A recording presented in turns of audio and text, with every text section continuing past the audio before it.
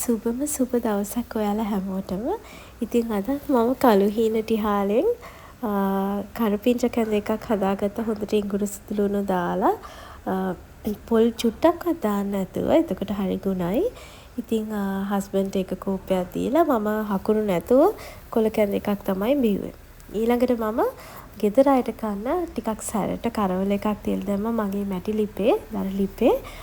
ඒක තමයි මම දැන් වැඩිපුරම පාවිච්චි කරන්නේ හදිස්සියක් නැති වෙලාවට උදේට හදිස්සි වුණොත් විතරයි ගෑස් එකේ උයන්නේ. ඉතින් ඒක තියලා මම ගොරක එකක් පිඟගෙන දැම්මා. මොකද හොඳට තම්බලා ග්‍රයින්ඩ් කරගන්න ඕනේ. මට සතියටම ඕනේ මාළු උයා ගන්න මම දැන් ගොරක පේස්ට් එක දාලා. මොකද එතකොට අපිට තෙල් චුට්ටක්වත් පාවිච්චි කරන්න නැතුව හොඳ ලස්සන පාටට රසට මාළු උයා ගන්න පුළුවන්. ඒ කියන්නේ සාමාන්‍යයෙන් පරව් වගේ ඒවා වුණත් අපිට උයා ගන්න පුළුවන් ගොරක පේස්ට් එක දාලා හුඟක් රසට. ඉතින් මම අද ඒකත් තම්බ ගන්නවා. ඒ ටික නම් මේ වීඩියෝ එකේ නැහැ. ඊට පස්සේ මගේ බ්‍රේක්ෆාස්ට් එක ගන්නවා. අද මගේ බ්‍රේක්ෆාස්ට් එකේ වැඩිපුර තියෙන්නේ ඕට්ස් වලට වඩා සව්. මොකද ඕට්ස් එක දැන් ඉවර වෙන්න ඇවිල්ලා. දැන් අදින් ඉවරයි. ඒක නිසා මම සව් ටිකක් වැඩිපුර දාලා තමයි ඕට්ස් එක හදාගත්තේ. ඉතින් අද විශේෂම වැඩේ තමයි මම අද පොතත් එක්ක එකතු වෙලා ෆෘට්ස් කෙබාබ් හදනවා. ඉතින් ඔයාලා ගොඩක් අහලා තියෙන්නේ චිකන් කෙබාබ්, මීට් කෙබාබ්ස්නේ. අද මට දවසම පුතත් එක්ක ඉන්න වෙලාව තියෙන නිසා, මොකද අද නිවාඩු දවසක්, මං හිතුවා එයාත් එක්ක හොඳ ක්වොලිටි ටයිම් එකක් ගත කරන්න ඕනි කියලා. ඉතින් ඒකට මං කලින් ඉඳන්ම ප්ලෑන් කරලා මම පළතුරු වගයක් අරගෙන ආවා සුපර් මාකට් එකෙන්. ඉතින් මම දැන් මේ කපන අන්නසි ගෙඩිය නම් අපේ වත්තේම හැදිච්ච තෙල් බේත් ගහපු නැති හරිම රස අන්නසි ගෙඩියක්. අන්නසි කියන්නේ මගේ පුතාගේ ෆේවරිට්ම කෑම. ඉතින් එයා ෆෘට්ස් ගොඩක් ಜಾති කන්නත් ටිකක් හොර නිසා මම හිතුවා අද ෆෘට් කෙබාබ් එකක් හදනවා කියලා. ඉතින් මේකට විශේෂයෙන්ම අවශ්‍ය වෙන්නේ එක එක වර්ගවල වර්ණ තියෙන ෆෘට් සහ මේ වගේ කෙබාබ් ස්ටික්ස්. ඉතින් මේක සාමාන්‍යයෙන් ඉතින් එක වසරේ දෙක වසරේ වගේ පුංචි දුවලා පුතාලත් එක්කලා එකතු වෙලා හදන්න පුළුවන්. ඊට වඩා පොඩි අය එක කරනකොට බලාගෙන මොකද මේ ස්ටික්ස් ටිකක් අර ඇනෙනවනේ ඇන ගන්න පුළුවන්නේ. ඒක නිසා ඉතින් මම ඉස්සෙල්ලාම පයිනැපල් එක මේ වගේ ලොකු චන්ක්ස් වලට කපාගෙන ස්ට්‍රෝබෙරිස් අරගත්තා මං ලස්සනට පාට එන්න. ඊළඟට ග්‍රේප්ස් අරගත්තා. ඉතින් ග්‍රේප්ස් ගන්නකොට විශේෂයෙන්ම සුපර් මාකට් එකකින් නම් ගන්න.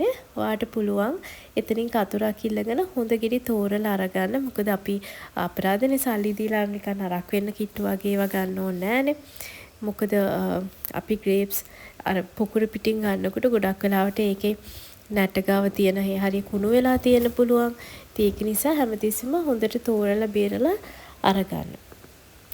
ඉතින් මේ ස්ට්‍රෝබෙරි එක නම් මම ගත්තේ පොඩි පැකට් එකක්. හැබැයි අපේ පුතා හරි කැමති ස්ට්‍රෝබෙරිස් කන්න. හැබැයි මම චූටි පැකට් එකක් රුපියල් 480යි මේ පැකට් එක උනේ මට කීල්ස් එකෙන්. ඉතින් මම ඒක තමයි ගත්තේ. ස්ට්‍රෝබෙරිස් කන්න කැමති නැත්නම් හරි ඒක රස නැහැ කියලා හිතෙනවා නම් ඔයාට වෝටර්මෙලන් ගන්නත් පුළුවන්. ඉතින් මේක තියෙන්නේ ඉතින් අර ලස්සනට පාට ගලපලා පාටින් පාට පේන මේ ස්ටික් එකට ගහගන්න එක තමයි. ඉතින් මේක අර පළතුරු කපලා නිකම්ම කනවා හරි ෆෘට් සලාඩ් කනවට වඩා වෙනස් අත්දැකීමක් වෙන්නේ ඔයාගේ පුංචි අයත් එක්ක එකතු වෙලා මේ වැඩේ ආදරෙන් කරොත් තමයි. ඉතින් අපි දෙන්නම එකතු වෙලා තමයි මේක කරේ. මේකට ලොකු වෙලාවක් යන්නේ නැහැ. ඉතින් මට පුතත් එක්ක ආදරෙන් කතා කරන්න, එයාගේ ওই ඉස්කෝලේ විස්තර ටික අහගන්න සහ එයාට ඉතින් එයා නොදන්න දේවල් මොනවා හරි කියලා දෙන්න.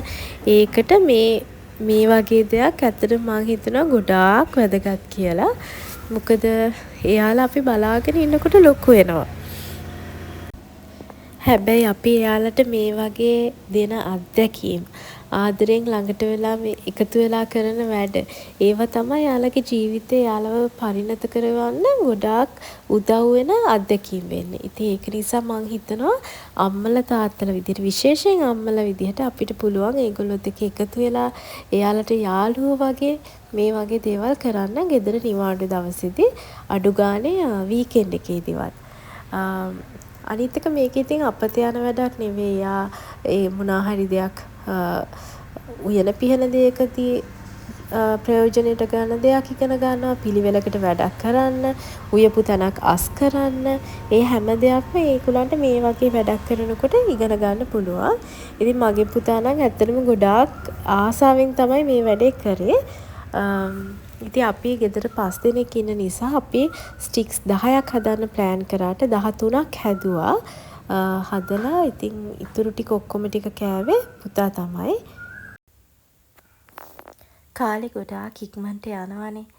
ඉතින් ඒක නිසා මේ වගේ දෙයක් ඔයාට ගෙදරදි කරන්න මේ දේ විතරක් නෙමෙයි. ඔයාට පොඩි අය එක්කලා එකතු වෙලා මල් හිටවන්න, ගේ අස් කරන්න, මල් වාස් එකක් අලුතින් හදන්න, රෙදි නමන්න මේ හැම දෙයක්ම එකතු වෙලා කරන්න පුළුවන්. මම හිතන්නේ ඒක එහාට බලෙන් ඉන්න කියලා කරන්න කියනවට වඩා අපි දෙන්න මේක කරමු කියලා එකතු වෙලා පොඩි chat එකක් දාගෙන මොනා හරි shape එකකින් එයාගෙන් වෙනදට ආපු ගමන් කියන්නේ නැති දෙයක් ගැන කතා කරන්න අරන් කතා කරන්න ඒ වගේ දෙයක් පටන් ගන්න පුළුවන්. ඉතින් කතාවෙන් චුට්ට වෙලාවකින් අපි දෙන්න මේක හදලා ඉවර වුණා. ඊට පස්සේ ෆොටෝ එකක් ගන්න ඕනේ කියලා කියපුවාම ඉතින් ටග් ගාලා ටී-ෂර්ට් එකක් දාගෙන ආවා. මොකද මේ ටිකක් වැස්සට දාඩිය නිසා හැමතිස්සෙම ටී-ෂර්ට් එකක් නැතුව තමයි යා ගෙදරදී ඉන්නේ නා. ඉතින් ඔක්කොම හදලා ඉවර වෙලා එයා කන ටික කාලා අපි ගෙදර අනිත් අය එනකම් මේක ෆ්‍රිජ් එකේ අරන් තිබ්බා. බලන්නකෝ ලස්සන. මේක ඔයාට බර්ත්ඩේ පාටි එකකට හරි නිකම් පාටි එකකදී හරි අරගන්නත් හදන්න පුළුවන්.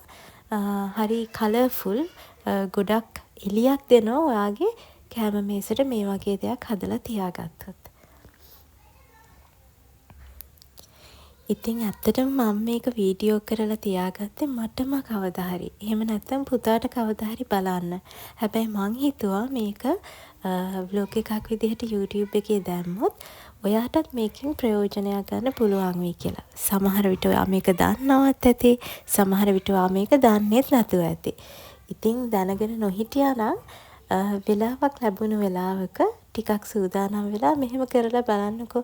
අනිවාර්යෙන්ම පුංචි අය ඉන්නවා නම් ඒගොල්ලෝ ගොඩාක් සතුටු වෙයි මේ වගේ දෙයක් කරනකොට.